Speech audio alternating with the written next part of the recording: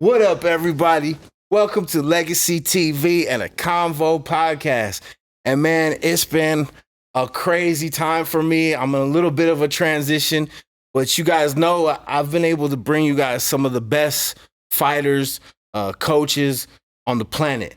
And in my eyes, today is like very special for me because this fighter, I got to kind of grow from young, his first pro fights, all the way to becoming an undefeated champion. And just like, when I talk about next level, like the MMA game, the old school was like, it was fun. You know, people were good at one art, getting better at the other arts. But when you talk about this new generation, these up and coming fighters of today, they're so well-rounded. And in my opinion, one of the most well-rounded fighters, in my opinion, the best featherweight on the planet. It's an honor today to have the Bellator champ and the future, all the champs. We got AJ Mckee in the house. Hey, my brother. Thank you. Honor, bro. Real honor. I really appreciate this, bro. Anytime. Thank you. I know you guys got a lot better stuff to do than sitting in front of microphones, especially after you got that $1 million check. Man, I'm still sitting in front of microphones. This is just playing video games. Yeah, So, bro. I appreciate you having me. Thank you, bro. It's been really cool for me to, start doing this. And then there's so many fighters I grew up watching and inspired me to change my life and become a better person and be a martial artist. And just because of that, I love doing this because I feel like a lot of you guys don't get the shine that you guys really deserve. You know what I'm saying? Especially when it comes to your family, bro. I've been, your dad, like going back, like I used to hear about your dad like all the time. Like he was the man in the underground. Everybody knew it too. And it's like, how does a guy like that, that's so special, that is such a great fighter, never really get the shine that they deserve? And it kind of feels like, I know it may not feel like that to you, but I feel like in some ways you haven't really got the shine that you deserve, because there's a lot of people that, watch mixed martial arts and all they watch is the UFC. They don't know about these guys that are beating up the guys in the UFC in the background. You know what I'm saying? Yeah. So yeah, bro. What's been going on with you? First off, let's start that, because it's been too long since we've seen the greatest fighter fight. What's where you been at? Like, are you injured? What's the deal like with you right now? No, I just been chilling, man. Honestly, I've been in the gym every day. You know what I mean? I've been having shoulder pains for about the past 2 years, and I just been kind of thugging it out. And finally, I was like, dude, it's getting to a point where, I don't have a fight scheduled, nothing's going on. Let me go get it figured out. And I went and got it checked out, and I ended up needing shoulder surgery. So I just recently had shoulder surgery. I had a tear in my bicep, a tear in my pec, a tear in my labrum. Damn. Yeah, my shit was fucked up. I was going through it. There's a lot of tears. I'm telling my dad every day. I'm like, dude, something's wrong, Dad. Like, I could just feel it. And I also had bone spurs growing on my AC joint and my rotator cuff. Oh, damn. So that's just like that whole area, that arm's all messed up. All messed up. Yeah. And then you're southpaw though, am I right? Correct. But it's still like, even having one arm is like, that's not the way to fight. Well, that's the thing though. Like, being southpaw, that's the hand you need to have up the whole time. So like, that's where I'm feeling it, and it's the most active. And it's your jab hand. That's everything, you know what I mean? Yeah, your jab, exactly. That's your first line of defense and your first line of offense. So the jab hand's everything, and it's just been bothering me. So I finally just pulled the trigger, and I went and got shoulder surgery. I think I saw you. Shout out to the brother, Dr. Kessler. I seen you. Dr. Kessler, Dr. Mora, man. Dr. Mora is the surgeon. Oh, okay. He did my knee surgery, and I was ready to fight again. I think 4 or 5 months after knee surgery, and that's like an 8-month layaway. So this is the same thing. You had the ACL done? No, I had a LCL. LCL. So I had a complete tear. So I got a cadaver, and thanks to the donor, man, because. The crooked game you play, man. It's like there's no winning with that. That body is just like nothing you can really do about that. It's just the years of wear and tear, And the shoulder was a little bit different, and you know, Dr. Moore, he was like, I'm gonna go in there because at first we thought it was just AC and maybe labrum, and he went in there and he was like, dude, your biceps just shot.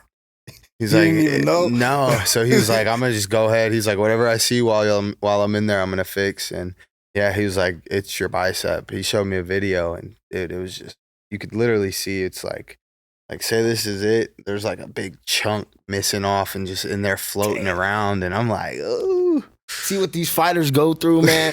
You know what's funny is I was rolling with one of my brown belts not too long ago, and I swept him. And when I swept him, he like fell on top of my hand like this, so my fingers went all the way back to the inside of my forearm, and I was like, you know, this is the type of stuff that happens to me all the time. Been training for 20 plus years, so it's like normal. So it hurts, yeah. I don't say anything during the round. I keep going. I do the rest of my rounds, and I go home. I'm like, damn, my wrist is really hurting this time. So I went and got it checked out, and the dude's like, you have an old fracture. I'm like, what? He's like, yeah, there's an old fracture. I'm like, not a new fracture. He's like, yeah, there's an old fracture, and you have a big bone sitting in the side of your wrist. So it's like, one of my students is like, Coach, don't go start getting your body scanned. You might find out, you might be opening kind of stuff. Yeah. So I'm sure that's kind of what it is with you, bro, especially as long as you've been training. If you went and got your whole body scanned, you might find out some. I got some shit on me. I'm already knowing. Hey, but if man, it's not to the point where I can't keep fight going. through, I'm gonna keep going. You're a warrior. You know? Yeah, it is what it is. Like you make do with what you got and you keep going. Yeah. Bro, so take me back. You know, for the viewers and everything, like you come from, you know, a fighting family. Like take me back, like growing up, like your memories of growing up with your pops. Like what was it like? I know you were saying that, you know, you grew up with just your pops and you know, like, you know, take us kind of through like what was life, your early memories of growing up. What was it like, bro? Man, early memories. I started wrestling early on. Like my cousin of mine, Joey Davis, Black Ice Davis. I think he was like 5. I was probably like 3 or 4. He was like 5 or 6, and I think we lived on. It was like pretty much the east side of Long Beach, and we would wrestle in my dad's garage. He had the pull-up bars, the little mat area in the garage, and that was like our gym. And yeah, that was like the start of wrestling, and I think I was probably like 4 or 5, and then we started getting competitive about 8. And I was just always in the gym, you know. Because your dad was like growing up. Your dad was fighing. Yeah, he was doing his thing, and he was already. You were so you basically a mat baby. Yeah, I was always in the gym. You grew up in the gym. Now tell me this, right? Like, did you like it growing up? Like as a kid, was that what you liked to do? Like honestly, like, you know, because sometimes like I know my son, like I love him for him to train, but he don't want to do that. He wants to play basketball. But, you know, I kind of forced it on him a little bit. So, like, you know, just out of curiosity, bro, you know, like when you were growing up, were you into it, or was it just something like Pops wanted you to do and you were doing it? So I was into wrestling, but I wasn't into it like competitive wise. But I didn't like losing. I don't like losing, period. So for me, losing is not it. So like I would lose and that would push me to get back in the gym and go a little bit harder, you know. Wrestling, my dad never really pushed me in, you know. It wasn't until I decided to fight where he was like, hey, if you're gonna do this, you got to give it full force. Like this ain't something you mess around with. And even then I was still just kind of messing around. Yeah, but see, this is my question. Like so you're growing up, you're doing wrestling and you're training. Like what you guys grew up in like the LA area, Long Beach. Mm-hmm. So did you have friends? I'm sure you had a lot of friends outside of the gym. Some I know some guys don't when they grew up on the mats like that. Their friends are the people that go to the gym. Like were you never got involved in the streets and none of that, and just not really. That's no, good, bro. I was like I had friends that I had from high school. I had a few kept up with, like maybe 1 or 2 friends from elementary school. But for the most part, no, all my friends are in the gym. Yeah, it's everybody in the gym. That's the good thing about it, see, because like like hearing your dad's story and my story, when me and your dad were talking about our stories, it's like you had a completely different environment being with people that you know, when you're in that gym environment, you got good people around you, you know, and that's like, I always tell people that are, you know, living a bad life, go get into MMA, go get into jiu-jitsu. It'll completely change your environment. Yeah. It'll change your environment. You won't be around those people that'll get you in trouble and all that. So that was a good thing for you, you know, regardless of whether you wanted to fight or not. You know, he put you in a safe place in a good environment. At what age did you play any other sports, bro? Like, were you I played good? football a little bit. So I played football for Snoop. Snoop's football, Compton Vikings. I played with Joey. He was one of his main athletes. Joey was a beast of football. So I played there. I played football my freshman year of high school out at Paloma Valley. So you knew Snoop at that age? Was he out there? Like, yeah, okay, yeah, cool. He was out there. He had the football game. Dogg. Shout out to Snoop, man. He didn't have the football community popping for years for kids. Yeah, man. I gotta give a lot of respect to Snoop Dogg for that, man. There's very few people that make it and actually go back to their area and help out the kids and the community, and much respect to him for that, because that's what it's all about, man. It's not about just making it for yourself and becoming successful and just keeping everything and being selfish. And I really respect that, you know, he's trying to, you know, implement things for the kids and helping out the community like that. I mean, bro. that's where it's at, is the kids, man. Absolutely. They're our future, you know what I mean? We gonna grow old one day and they gonna take over the world. So right. And if you raise them better and raise them, you know, better than how a lot of us grew up, then you're gonna see a lot better people in the future too, man. So shout out Snoop, man. That's dope. So what position you play in football? So my first day I was playing running back, and I think I hit lane 2 and got smacked, boy. I got my ass hit. Hey, but that didn't stop me. I still wanted to get it. You know what I mean? I still wanted to stay there. I played there. Played a little bit of safety. I was small for safety. Corner. But you were doing football, but you know how to scrap though. Yeah, I was always fighting. Were you getting fights in schools and stuff like that? Yeah. Whipping somebody, just letting somebody know. Huh? I never really started. I had a mouth on me. Yeah. I had a mouth on me from being in the gym with a bunch of grown-ups, being around them. You know what I mean? And you're confident. And I'm confident, you know what I mean? But I'm not going to start it. I'm going to just finish it. But if you, because I was 98 pounds, I think 5'3" until maybe 5'3", like 5'3" until my junior year of high school. So you were light. I was tiny. But you could be 6 foot. You try to squabble. What's up? You know what I mean? Like, I'm not tripping. You're a dog. The smallest dog's still going to bark and fight. And still bark and bite. I think I've only turned down maybe 2 fights in my entire life. Yeah. Yeah, 2 fights I've turned down my entire life. And those were all as a kid. You know what I mean? So, now I think everybody, all of you have had those moments too. Everybody has had a moment. You can't say you ain't never turned down a fight. There's been at least one fight or one person you were like, nah, I'm good. You're a little too big, a little too hood. You got that one, man. You got that one, big dog. You know what I mean? I'm going to live to see another day. Yeah. Oh, hell yeah, bro.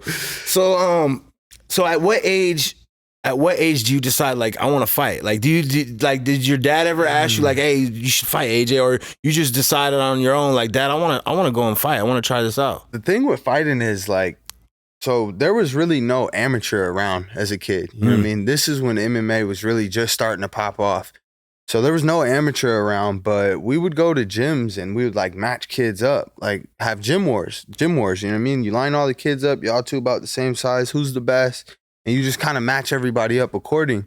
And that was kind of my amateur career. And I think I had my first amateur fight at like 11. Damn. 11 or 12. Like, yeah, it was young, you know? And then amateur came around and I think I was like 15 or 16. And amateur came around and I tried to do an amateur, but it was pancration. Since you're a minor, you can't hit to the head, and it's like going body punches. Right. I couldn't do that. Yeah, so I was like, I'm done with this. Dad, wait until I'm 18. And then amateur came around, and a week after my 18th birthday, I had my first amateur fight. And at that point, my dad was like, man, I see some potential. He was like, you put on a show. This is what you want to do. I don't want you doing it, but I'm going to help you through it. You know, it's because he knows the ins and outs of this fight game. He done been through it all, seen it all. And you know, him being at his skill set and the accolades he's accomplished just within himself, That dude's a monster. Can't nobody stop him. Absolutely. Couldn't nobody stop him. The underground king is what I call your dad. 8 years undefeated. I call your dad the underground king for real. A lot of people don't know, but that's my opinion. And not just that, but just a good dude. Period. So you right off the bat, he's like, all right, you know, I see you got something. Like, but you're gonna have to take this serious. I'm sure he told you right away. Like, you're gonna have to do what I tell you to do and train hard. And so you guys at that moment, right off the bat, at that young, you decided to start going for it. At 18, yeah. So at 18, I was like, all right, cool. We're in the gym. We're training, and I was already in the gym. You know, I get suspended for fighting at school. I'm in the gym training with the big dudes, talking smack to them. You know, just terrorizing them.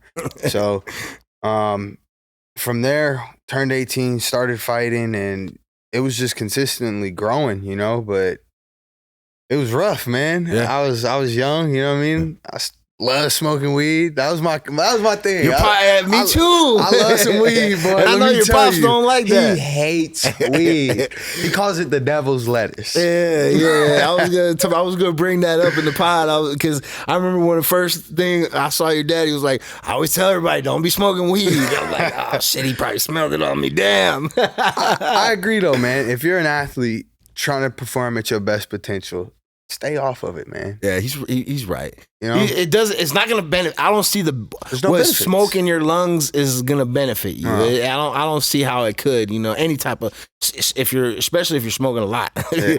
That's definitely pound a month. Yeah, just blowing all day. So I genuinely love weed, and I still love weed to this day. I don't smoke anymore. I have friends that be smoking. I'll be like, yo, just let me smell that. Ooh, that smells good. Damn, man, you got some stress, homie. What you smoking? You know, I just mess around with the homies, but trying to be the best that I could be, you know. I was always smoking, but youth is something special, man. Yeah. Because in that time period, I didn't see it, and I didn't think anything was gonna stand in my way. And then it slowly started to catch up to me, and I'm thinking it's life problems. You know what I mean? I'm thinking it's girl problems. It's I want to be this superstar. It's the weight of I know who I am and I know where I should be. Yet all these other guys are getting glorified, and I smash all of them. Yeah, you know. And my dad didn't get the respect. Now I'm not getting the respect. And then I was just like, bro, stop focusing on all that. Focus on you and become the best version of you. Best version, yeah. And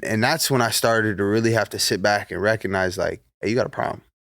You know what I mean? Straight up, like, no sugarcoat, no capping. Like, you got a problem, bro. You need. Like, wait, were you one of those dudes that wake up the first thing popping before? Oh, bro. Yeah.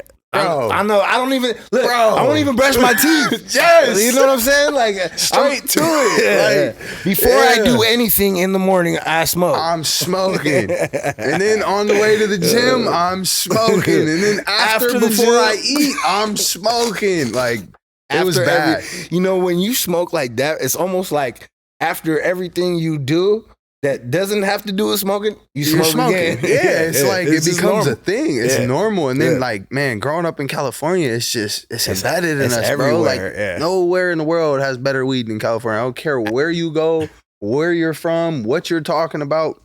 Yeah, best weed here. It's always been here. It's always been here. Always been this is it. and the thing about it now is like it's everywhere. Like everywhere. You know, there's dispensaries everywhere. Like it's so much easier and it's like so much more potent. Man, it's hard not to be. It's hard not to smoke. Dude, out I here. remember smoking when there were sticks, stems, and seeds in it.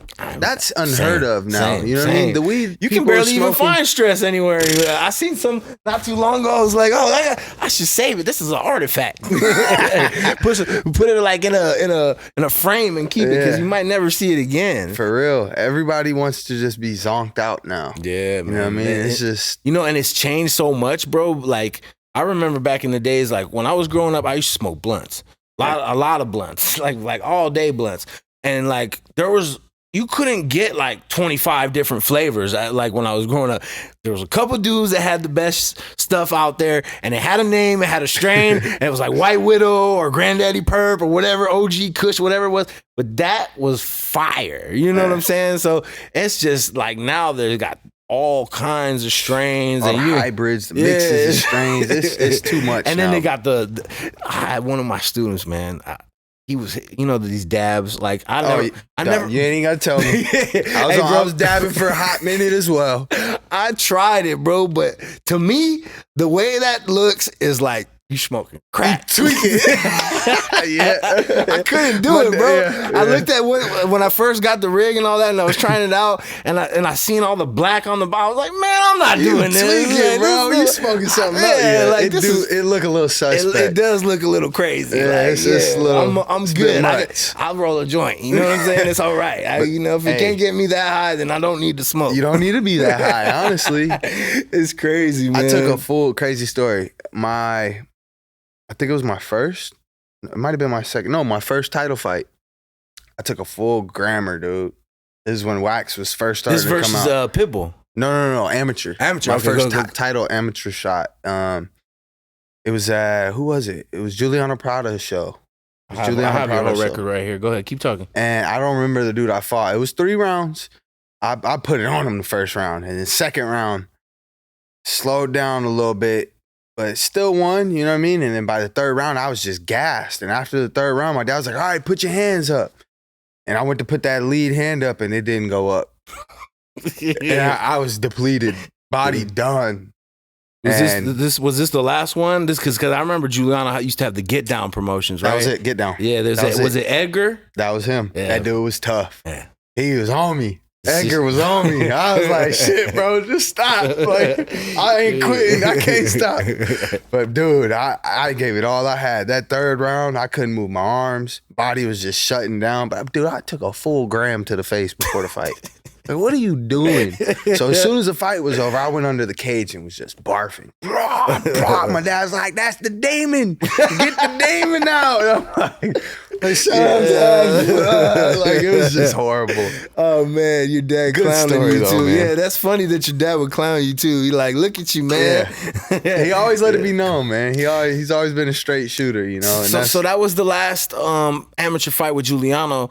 And then your dad, I remember hearing the story from your dad, bro, and I want to just bring it up, is like when you got your first fight with Bellator, and then you found out how much they were paying you, and he broke down, bro. And when I heard that story, man, like it almost made me want to break down, because like I love my kids, you know, and then like you're putting your son inside of a cage against another grown man, and then like you have this historic career in MMA, and this is what, you know, like they offer you. And like, man, when I heard it, man, I was like, damn, that's cold. And then he was telling me, he's like, we're gonna be the best in the world.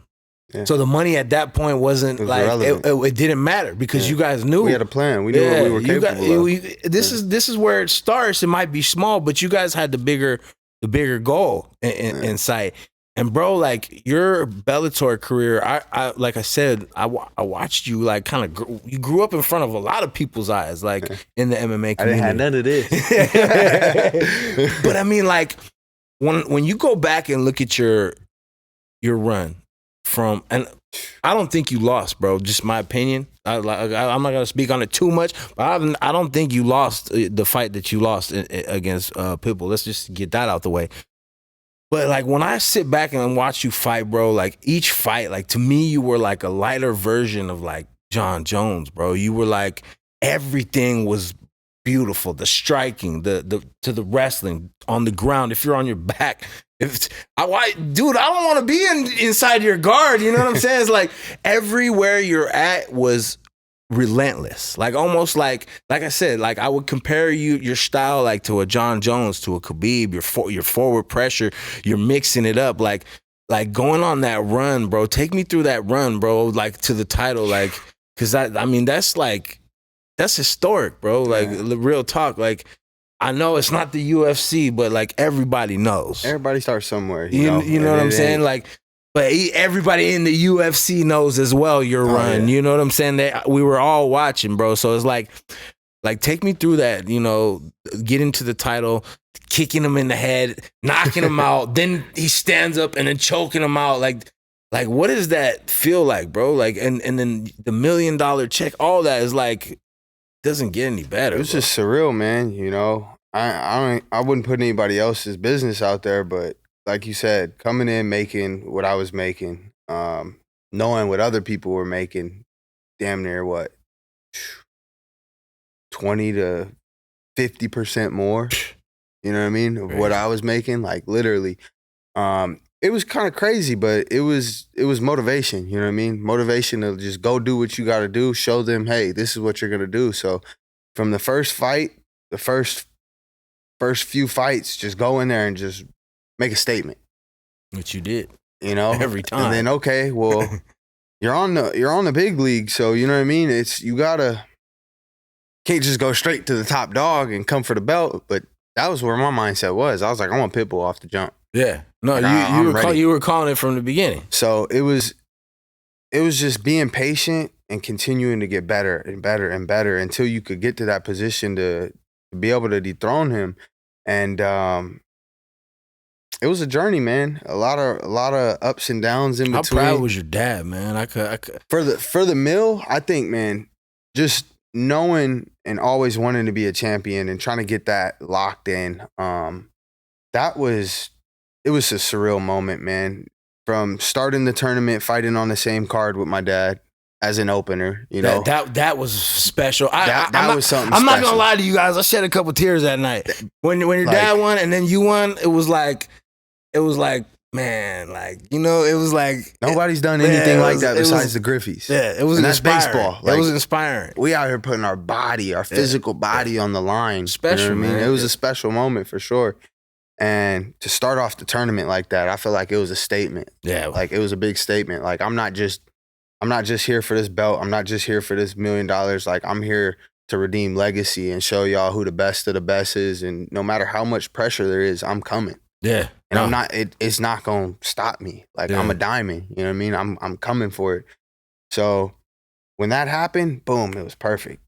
I went out there, I told my dad, I was like, yo, I'm going to get Bellator's fastest knockout. Yeah, against Georgie. We had Georgie on the show too. Shout out Georgie. Shout out Georgie. That's my dog. Yeah, shout out Georgie. He's the homie. Yeah, that's the homie, straight up. Man. Like, I've known Georgie since I was a kid, you know? And he was trying to get in my head. And I told him, quoted, I was like, Georgie, I said, you're making this worse for yourself. Yeah. Because he's just poking. And, you know? And that was a highlight. I was hungry. You told your dad too, like your dad was saying. You told him like I'm gonna get him out of there in that first. I felt it. Yeah, I could just feel it. My hands felt good. I was pumped up from his fight. Like he went and got the finish, and I was like, "Nothing's stopping you, bro. Like you're the best in the world. This is you. Yeah. Like this is all you. Like all this is just processing. This is the first round of the tournament. This is a statement you need to go make.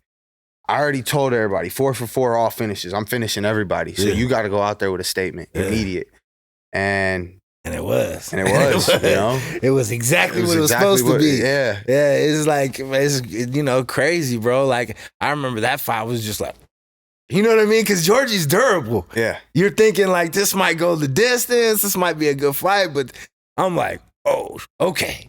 Okay, I get it now. We get it now. Like, yeah, he's the truth. I was surprised too. He's honestly, the truth. Nah, it surprised me. You were dialed in, bro. Dialed in. That's what being dialed in does. From the minute, and that's what I noticed about you. Like when the fight starts, and your dad was talking about this when he's like, "That's my son," but then when the bell rings, that's not my son no more. I go somewhere else. Yeah, you're dialed. I can see as soon as the fight, you become the fighter. You become AJ Mckee out there. It's like. You know, it's special to watch, bro. Okay, so like, take me through this, bro. In my opinion, they make you rematch Pitbull, right? And I thought you won that fight. I'm sure a lot of people thought you won that fight.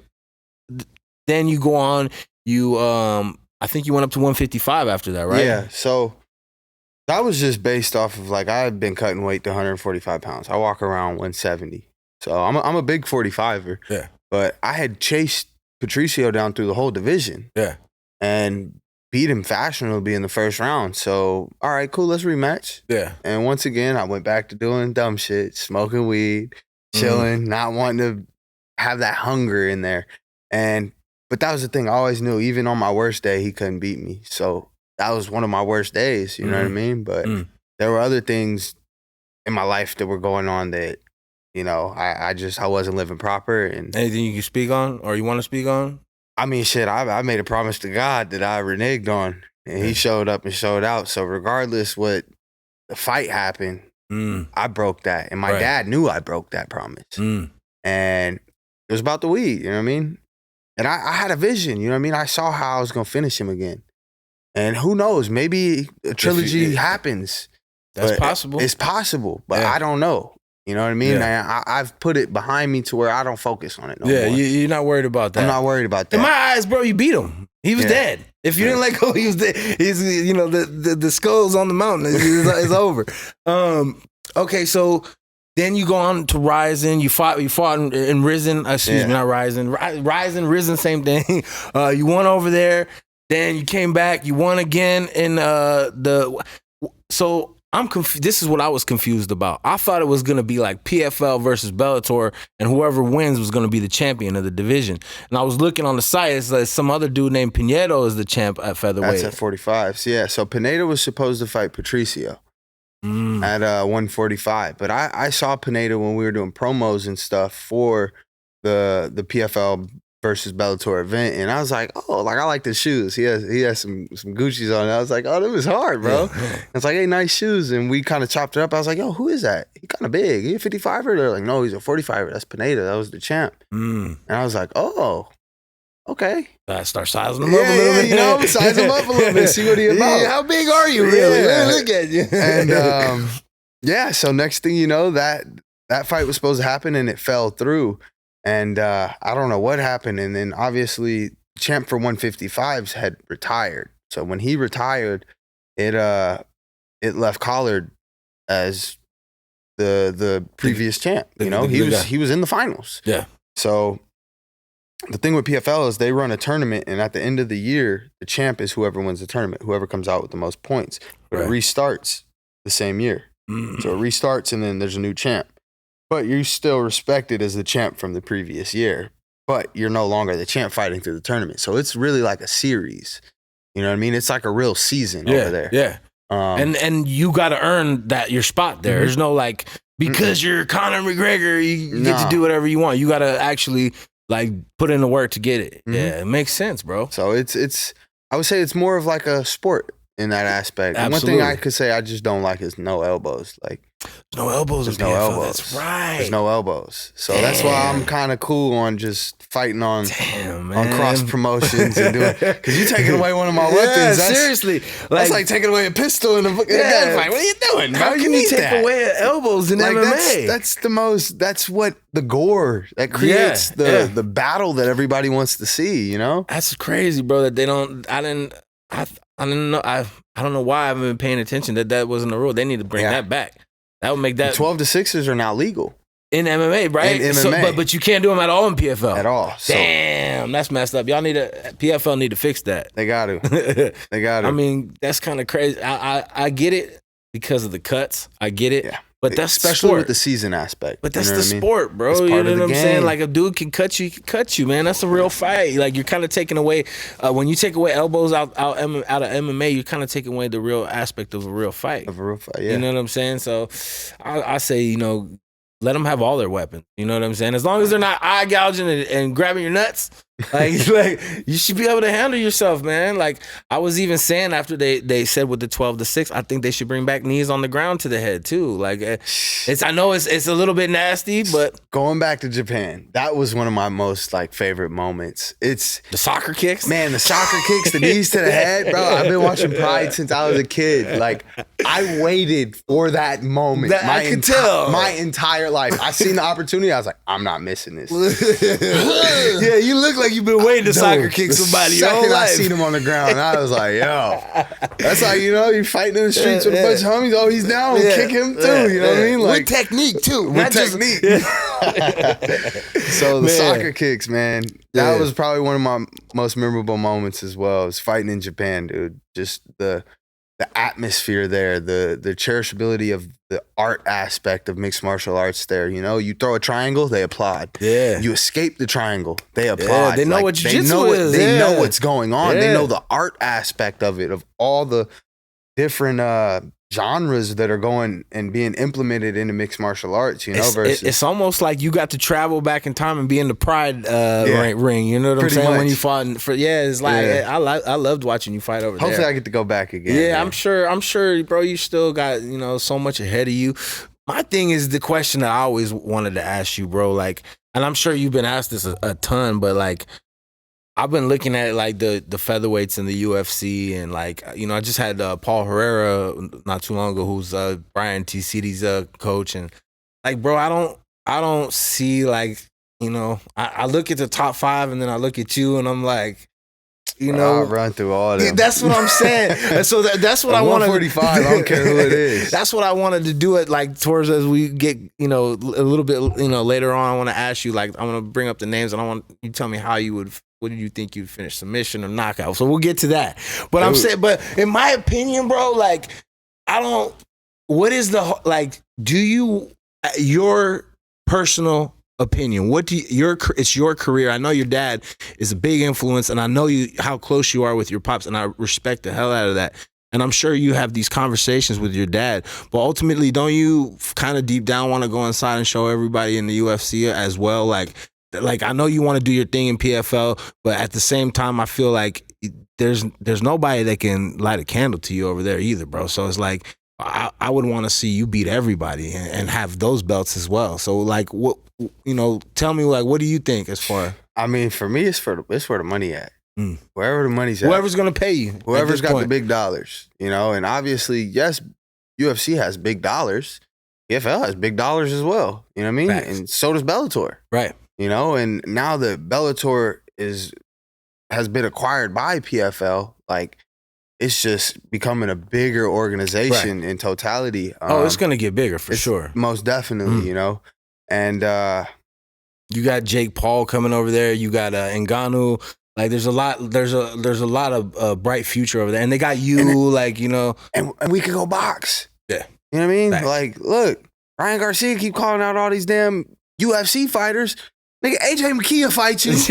What's up? You can't make 135. You clearly. That's a good fight. I'll catch you at 145. We could go do it. There you go. Hey, we're going to have to clip that and let Ryan Garcia know. He don't want these problems. You don't want that smoke. I met bro at a Floyd fight and tried to congratulate him, and he was, yeah. I'm like. The thing with that, bro, like, just while we're on the topic, look, the MMA fighters are going to your sport and dropping all their other weapons to do boxing with you in some big gloves. We're boxing, not fighting. Like, do you know what I mean? Like, none of them are coming over to MMA though. That's what makes me a little bit frustrated. It's like, why would they? You know what's gonna happen, bro. We're talking about a real fight versus boxing. So it's like it kind of frustrates me because, like, I feel like sometimes these boxers start thinking like, oh, these MMA fighters don't know how to fight. Like, they're losing in boxing. Man, that's boxing though. Like, come do it. Like, come put some of these same guys. I want you guys to go put Tyson Fury against Ngannou in the MMA cage and see what happens to Tyson Fury. Put Joshua in there, see what happens to him. You know what I'm saying? Like, I just feel like sometimes they got it misconstrued. You know what I mean? Well, like, they've spent so much time dedicating their craft, and they're good at it. In their sport. In that sport. Not a real fight. Let's not forget that. It's boxing. Yeah. You know what I mean? With big gloves. Yes, it's fighting. Yeah, it is. But fighting. It's not fighting. It's boxing. Yeah. Like, when you go in the street, you're fighting. Right. It's like kick. You can elbow. You can knee. You're fighting. Like, it's literally as if your life is on the line for this.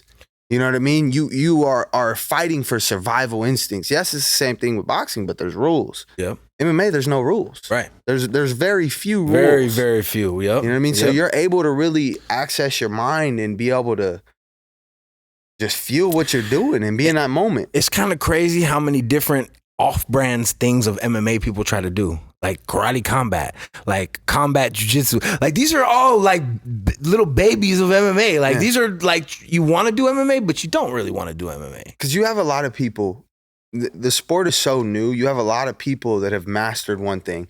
And me being a second generation fighter, you either were a wrestler in the first generation, you were a boxer, a kickboxer, sambo, or jiu-jitsu.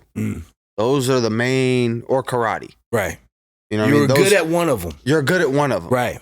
So now we're starting to see a mix of things. Like you. Yeah. Like he grew up doing all of them. I do them all. Yeah. So it's like, I'm a problem wherever you put me or whatever happens. Yeah. You know what I mean? Now these second generation guys, they're starting to pick up ones and twos. You know what I mean? They're good at wrestling and stand up. Yeah. You got guys that are good at jujitsu and wrestling. Yeah. So combative jujitsu is kind of their thing, because you know what I mean. You meet a stand up guy that's good at wrestling and stand up, you're gonna get knocked out. Yeah, exactly. You can't get him to the ground. It's you know like, what I mean? It's almost like they want to do the MMA deep down inside, but they don't really want to get hit. They don't really, you know what I'm saying? And that's just the reality. A lot of people are scared to get hit. When that face gets split open and you're tired and the blood's dripping down your face and you sitting there and this dude looking across from you is looking at you like he wants to eat you alive, reality kicks in very quick. Yeah. It's fight or flight. And not a lot of people can really muster up the energy to be like, I'm already tired. I got to keep going though. Yeah. That's a different fight. Yeah. You know absolutely. what I mean? There's no emotions in there. There's no emotions. It's action. Yeah. You got to fight or flight, you know? And that's like being in a military of some sort. You know what I mean? These dudes are fighting. It's fight or flight. Yeah. And it's the same thing. That's why it's really all a mindset, man. Yeah. It's really just a different mindset you have to prepare to go into a fight for. I wanted to ask you a few, like, you know, other, like, so as of right now, there's no fight coming up. We don't know what's going to happen with the fight before the end of the year, though. But we're hoping for the end of the year. Okay, good. That's that's one thing I wanted to know off the bat. When are you fighting? Guaranteed. You will see me. And I'm gonna ask your dad for tickets, and I want to be there. But yeah, like, man, I've been excited to see you come back, bro. And I just think like the future's so bright for you, bro. And like you like I said, there's special fighters, and they don't come around often. And like I just hope that, you know, you're gonna get your due, and I believe you could beat anybody in that division, period, in the world. You know, some other things that like I wanted to ask you, like, you know, take me through like a day of training for you, like with your dad, like just a fight day, camp day of training, or just a fight day. Like, tell me, like what's your dad? One day with your dad, like, man. All right, this is gonna be a little rough. This is more than most people do in a week. But you wake up, get to the gym about 9, run, hit. He's there already. Yeah, he's waiting on you. Okay. Yeah, we're there. Yeah, immediate. So you're there at the gym 9, get done running about 9:30, a good couple miles in, wrap your hands, get ready, hit mitts from say 9:40 to about 10:15, chill. Practice starts at 10:30. Then you work out with the team. Drinking water the whole time. You get through a gallon before. What kind of workouts? Like a drilling, sparring, or technical? Like so the run, then mitts. Then the practice with the team is a little bit of calisthenics, just pretty much more mitt work, but in a group. Yeah, with the team. With the team, bag work, and then drilling. Yeah, and then end with a little bit of sparring, grappling, depending on what day it is. Spar, grapple, and getting ready for like a big MMA fight. How many times a week do you spar? Like once, just once. Yeah, we get one sparring day a week. And you guys go hard with the little gloves, or you guys? No, we keep boxing gloves on. Okay. Yeah, so you go hard with the boxing gloves. I wouldn't say we go hard. I mean, some people be turning up. I try to just touch you. Yeah. If I could touch you and pull it back before you can do anything. You're a good training partner is basically what you're saying. I try to be. Yeah, I try to be. Yeah. You know, a lot of guys, they go in there and they get thumped up. But I know at the same time I do have power, and you hit me, I'm not gonna like it. I'm gonna try to touch you. If I see you turn it up, and I don't know the power of my legs. That first one that you turn up on, you're getting hit right back. Right back, yeah. You know what I mean? Straight up. Like, I'm trying to prolong my career. Yeah, I don't want to be getting hit. Of course, yeah, man. It's like people want to prove a point, especially when you got a name like you do, and if they're not like, you know, family and close, and they're coming into the gym to train. Oh, I'm going with AJ Mckee. Yeah, they gonna turn up. I gotta try to be the man. They gonna turn up. You gotta be on your P's and Q's. That's not what he wants to do. He wants to train and be in one piece and go home and be ready for his fight. One of the things I want to ask you, like, one of the guys that came up around you guys, trained a lot with you guys, and especially as of recently, Rampage. Yeah. Rampage was around a lot, like when that's you were like my uncle, dude. Yeah. I've known Rampage since I was a kid. I think first time I met him, I was like 5 or 6. My dad helped him with a camp in Big Bear. and that was when I first met him. Yeah. Yeah, I met him. I met his son, both his sons. His son's training with you now, right? Yeah. And then Lil Kimbo's Raja, son. Baby Slices with us as You guys well. got to kill a group over there, Yeah, we got man. all the second generation guys. It's crazy, man. Yeah. It's real cool to see. It's like, and then I was always a big fan of Rampage, and you know he's one of those people that like, you know, he'll text him, he's not too cool for nobody ever. No. Rampage has always been down to earth. Shout out to him. I like what he's doing with this Jackson podcast. I don't know if you've watched it, but they've been killing it, man. And just to see you know, like how well he's doing for himself is pretty cool. What I want to ask you was, do you spar with him like when he comes in the gym, like before? Yeah, you don't want to get hit by him though. That's somebody you move around the entire time nicely, and nicely, because you piss him off, bro. I watched Rampage pick somebody up as a kid and powerbomb him. He was like, "Oh, you want to go?" Like, boom, boom. They start banging. Got taken down, and then Rampage just picked him up, one arm. Boom! like a Donkey Kong, just boom. It's like, don't make me mad. I was like, I remember it for the rest of my life. Dude spit his tooth out. I was like, oh my God. Yeah, Rampage is he's savage. nothing to mess with, bro. He's savage. You know what's crazy is he's got like unlimited power, like out of nowhere. That's that inner beast, man. That's that monster. Yeah. That's that, you know, when your child is trapped underneath a car and you gotta pull the car. That guy just has that shit naturally. You know what I'm saying? It's like Rampage is super strong, man. But yeah, man, it's real cool to see, like, you know, the next generation of guys, and especially like, you know, I'm a big fan of the black culture, and to see like what you guys got going on there. I grew up in a black neighborhood out here, and all my homeboys, my kids are part black. So just to see like the camaraderie and the team that you guys got has been really cool. And to see you guys build and all the sons together now training, it's really cool, man. As far as fighters from your gym right now, who do you think like has like the biggest shot at becoming world champion outside of you? Man, all of them. Yeah, we got a lot of potential in there, you know. I was always the kid in the gym, so now being the older one in the gym, I don't know, I'm hard as hell on him, because I mean I grew up with your dad. Not even just him, all of them, like, you know what I mean, everybody that was in there. So like I'm real hard on him, but it's like, this isn't a forgiving sport. This ain't no loving sport. So they need hard love. You know what I mean? And most of them are mama boys. Yeah. You know what I mean? Luckily, I grew up with my dad, so I got that tough love, and you know what I mean? And it was a little bit different. So with them, I try to just push them, you know, and break them and get them to keep going. I break them and build them right back up. Hell yeah. But we got at least, I would say 1, 2, 3, 4. That's a lot. Potential world champions. We got potential 4. I would say for sure 2. Like for sure 2. Well, you know, bro, like even having one even if one make it, you know what I mean? If one make it, 1 out of a million bazillion people, it's that's special, bro. Okay, now this is the fun part that I wanted to get to. All right.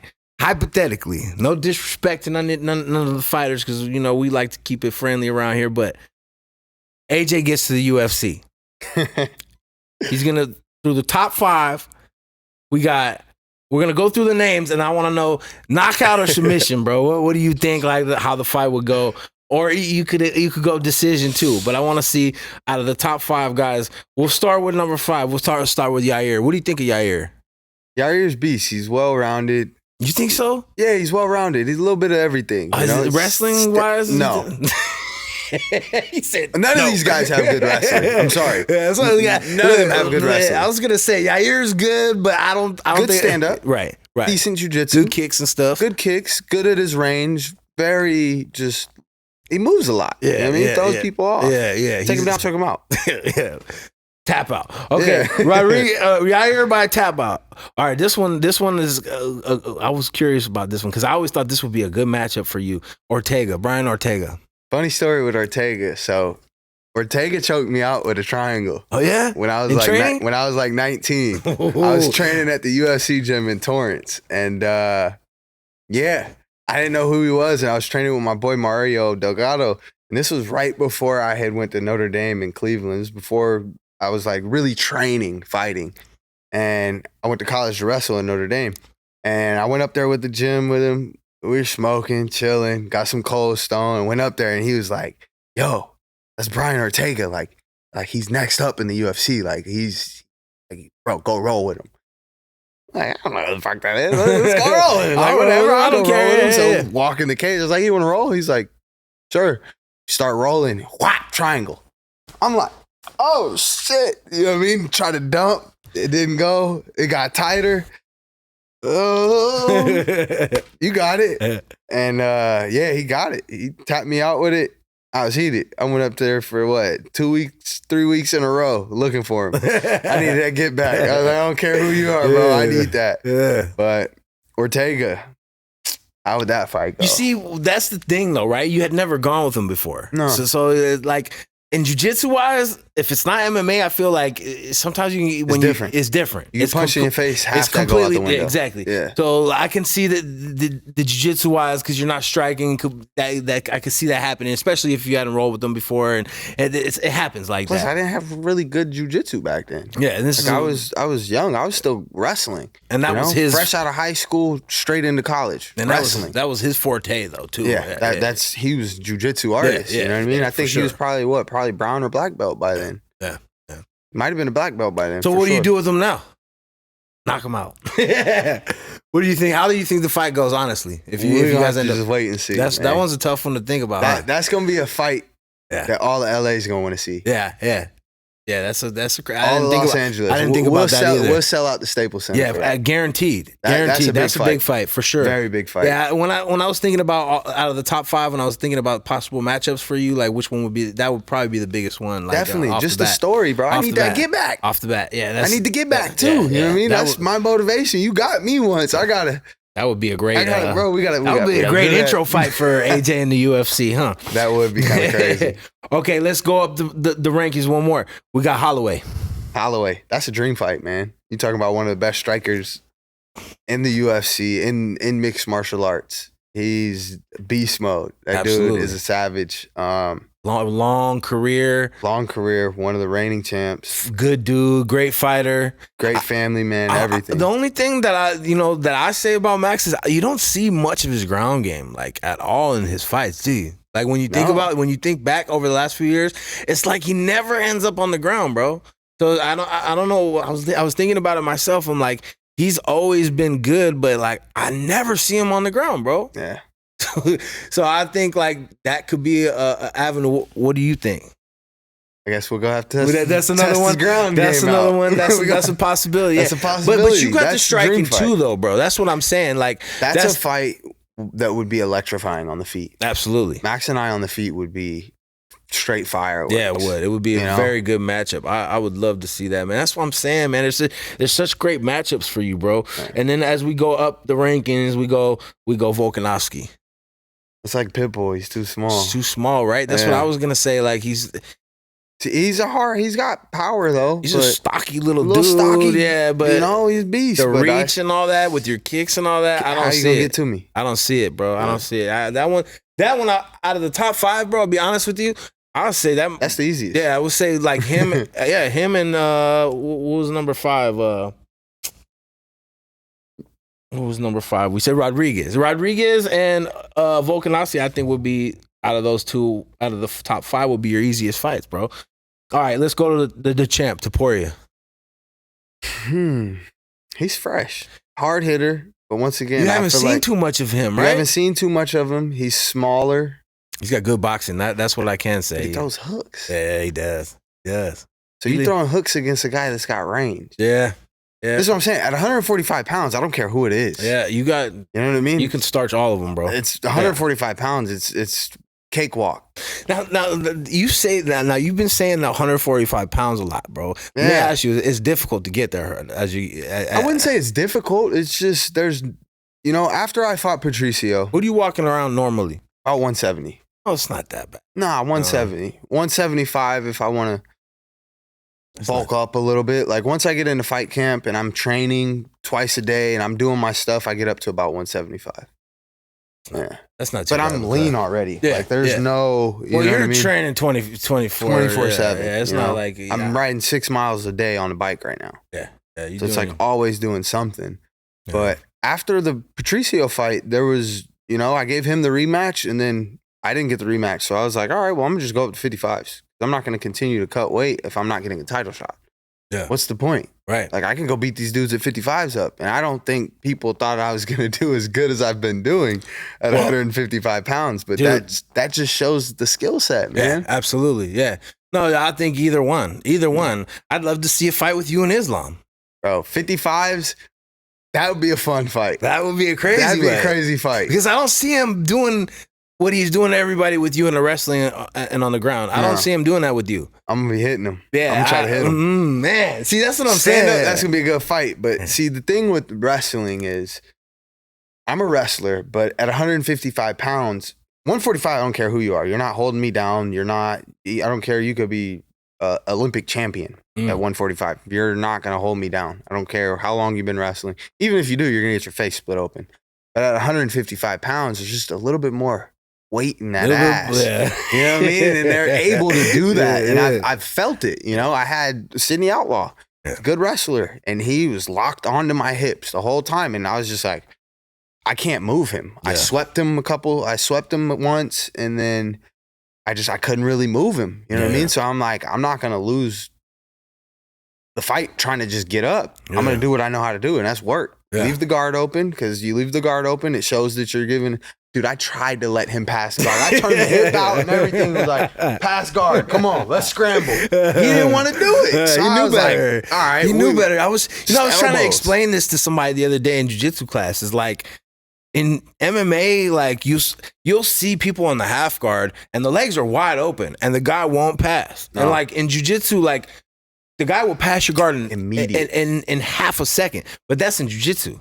Because as soon as you pass the guard in MMA, boom, back up. They're back up to their feet. So it's like it's a catch-22. So I was trying to explain that to some of my students in jiu-jitsu. They don't get it. A lot of them, you don't see a lot of high-level wrestlers in the jiu-jitsu room all the time. You know what I'm saying? Yeah. So they don't have that experience. If you do, they're wrestling. Yeah. They're not doing jiu-jitsu. Right. I've rolled with NCAA wrestling champions, and I remember all those times, like, I didn't grow up doing wrestling, so I had to have a good guard.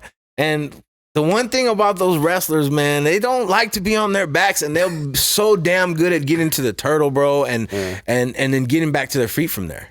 So it's like it's just completely different, bro. But yeah, man, bro, I think you'd beat Islam too, to be honest with you. You know, no disrespect, to any of the fighters, like saying man. I'm gonna beat anybody. I'd rather just go do it. Yeah, that's what we want to see, man. And I'm sure everybody's itching to have you come back, bro. And I'm sure you are too. Couple more quick questions while I got you here, bro. You've been around MMA your whole life. Who's your favorite fighter? You gotta have one. You my top three? Absolutely. My top three. John Jones, number one. Absolutely. I go top four. He's everybody's. Now I'm gonna go top three. He's everybody's favorite. John Jones, number one. Demetrius Johnson, number two. The GOAT. And Anderson Silva, number three. Anderson Silva was just ahead of his time. Yeah, footwork wise, striking wise, jiu-jitsu wise. He was ahead of his time. He just didn't. The only thing Anderson didn't have, I would say, like, but he didn't really need it, was the wrestling. He didn't need it. That's what I'm saying. He didn't need the jiu-jitsu. He didn't need it because he fought all the wrestlers and beat them too. But except for maybe outside of Chael, like, and that was like probably his toughest fight. But yeah, I agree with you on that. John, in my opinion, John is for sure the GOAT. The GOAT. You know what I'm saying? Demetrius for sure as well. But like the people that John has ran through, bro, it's like it's crazy. It's crazy, bro. And then it's so funny because we were talking about the 12-6 thing, and there's a picture of there's a picture of John. That's that one Y'all gotta loss. see this if you have it. There's a picture of him in the mount going like this. Like he knew it. Like he knew what he did. But I mean, he's killing the guy. Like, how do you consider that a loss? But yeah, I get it. It's the rule. I had people arguing with me. Oh, but that's the rule. I wonder, like, since that's now legal, Are does they that gonna get overturned? That's crazy. That's crazy to think about. It's the same thing with people that used to have pounds of weed. Did they get let out of jail? You know, because the lockout did changed. they should. They should, absolutely. But yeah, man, John Jones, absolutely. Yeah, I was curious to see who you thought, but that's a good top 3. Now let me ask you this, right? If Ngannou versus Jones happens, do you think Jones just runs through him too? Easy, bro. You don't think there's a heavyweight that can lay Jones out? Damn. Yeah, man. He's just different. He's just different. He's just different. Too good. And the wrestling. Yeah. It's always been that. That's his ace in his pocket. It's always been that. Nobody can stop it. No. That's my ace in the hole. I know, okay, shit ain't going right on the feet. Wrestling. My last fight, when I hit Collar with an elbow and he didn't budge, I was like, okay, I'm not standing with this guy anymore. Yeah. He's got a chin. I just hit you with one of the hardest parts of my body. You're not going nowhere. And you just looked at me like nothing happened. And I was like, yeah, you going to the ground, bro. Yeah, absolutely. Like it's a good backup plan. Yeah, one thing's not working, he's always got that to back up. And then that last fight against Surreal, I told people, I was like, man, this is gonna be probably the easiest fight, bro. And it was. The guy looked like he didn't have a clue what to do down there when he hit the ground. It was crazy, man. The level of some of the top guys in, like, when you see some of their skills, you'd be like, wow. You don't believe it until you see it. Until you see it, yeah, bro. But then understanding what you're seeing, that's the part that's really big. Yeah, well, you know, there's the people that train that understand, and then the fighters, and then the people that, you know, they just want to see a good fight, blood and violence, and blood and violence. Hell yeah, bro. All right, well, damn, AJ, man, this has been great, bro, to kind of catch up with, you know, seeing like what you've been up to, because I was very curious, like, when's the next fight and all that, and, you know, hopefully by, like you said, by the end of the year. Before the end of the year. Outside of fighting, everything with you is good. Like, what do you do, like, outside of the gym for fun, bro? Like, you know, like I'm a big car guy. I ain't even gonna lie. I got a lot of toys. I think I seen you at the racetrack or something. Was that last week? Possibly. Your dad said you were going to some. Yeah, I don't have a working car at the moment. Oh, okay. They're all projects. Oh, I see. I'm like a mechanic. There you go. All my cars are taken apart, and I'm trying to. Man, I seen, and then I was gonna ask you about something else too. I seen you with your dad. You guys were building like a house or something, bro. Yeah, that's more like therapy. You know what I mean? Setting the future, you know, for my family in the future to come, wife, kids. Like, that's making sure they taken care of. You know how to do all that stuff, bro? Like, I'm just good with my hands. You know what I mean? Well, yeah, obviously. I know how to wrench a little bit. You know, I'm learning a little bit of electrician. I don't really like plumbing. I don't like plumbing really, but I could like dig up what needs to be done and like do all the. You guys like flipping houses and stuff too, like that? Kind of. I just been buying them. And letting them sit. You know what I mean? Y'all need to peep game, man. Yeah. From his dad can't make to more him. land. Yeah. Can't make more land. So yeah. Just buy houses. Buy houses, fix them up, sell them, rent them out. Man, that's some boss shit right there, bro. Like, respect to that. Like, it's cool to see you take your fighting and your mixed martial arts career and just blossom onto other things, because we all know, like, fighting is not forever. And, you know, like, it's all what you make of it while you can. And, you know, it's cool to see, like, you know, the other paths that you're leading down to. And I'm sure, just like your dad one day, when you decide, like, you're not going to fight that much anymore, I'm sure you're going to be a great coach to a lot of people as well, because it just kind of runs in the family. You dude, know? I got a, 7-year-old brother? Yeah. And this little dude. You got some projects ahead of you. Bro. Not too many projects. Hey, it's better than not having any projects, Facts. Right? You know, better than being sat home with nothing, you know, and you're blessed and God loves you, bro. And man, you know, what can I say, bro? Like, I just hope, you know, when you do become world champion and all the other stuff that God has come for you, come back here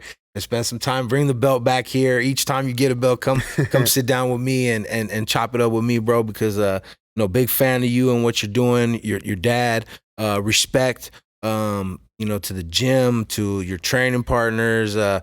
I see a real bright future. We can't wait to see you come back, bro. And I really appreciate you coming down here today.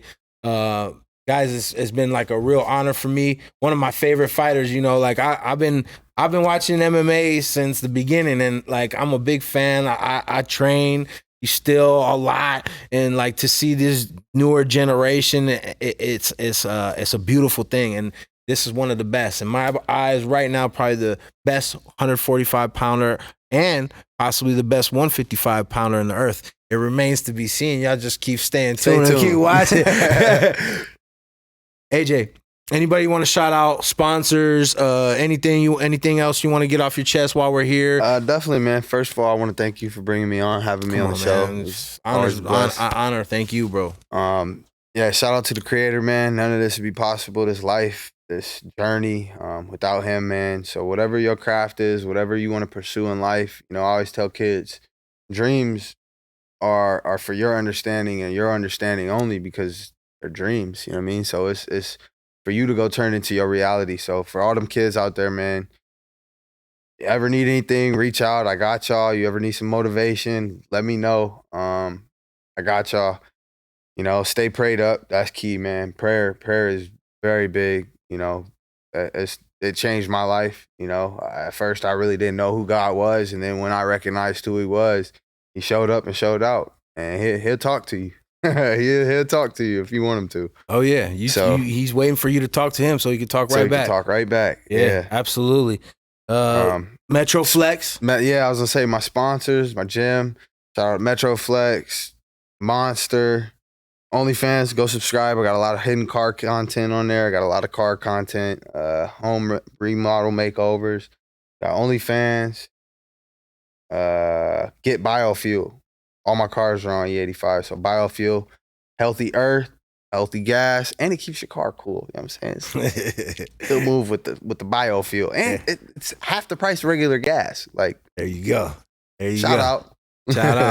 Shout out, man. It's been an honor, bro. Thank you. We can't wait to see you fight again, guys. The best of the best. AJ Mckee, God bless you, bro. Thank you for being here. Back. Y'all, thank you for tuning in. Like, subscribe, tell your mama and your daddy, and we'll see you on the next one. Peace. Hit the link. Hi, this is Arash Hashemi. For over 20 years, my practice has been dedicated to representing people accused of crimes. There's no criminal case we don't handle here. From a simple petty theft to serious charges such as murder, I have the knowledge and experience needed to help guide you through the court system. Here at my firm, we treat you like family.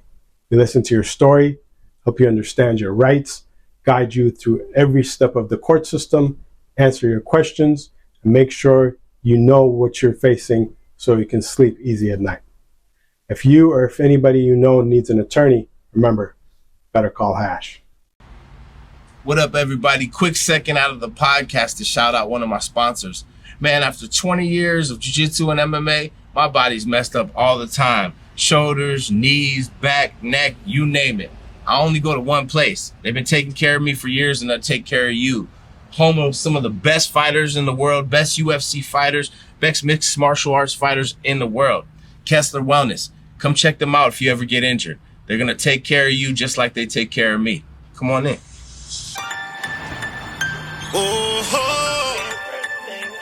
Hating on me. Hey. And I know it. Watching everything that I do. Shout out to the homeboy Damo and Big Junker, Big Box. They been watching, hating on everything I do. They don't wanna see me shining. They just wanna see me struggling, and I know it. They been watching, hating on everything I do. They don't wanna see me shining. They just wanna see me struggling, and I know it. I'm drunk all the time these days. It seems like I'm caught in a maze and trying to make it out with. Man, I feel way better. Y'all come check out OC Fight Docs, Kessler Wellness. Appreciate you, Doc. You're the best in the business. I guess they mad when you a grown man. They shoot you down in your homeland. Or you're facing life and got a program.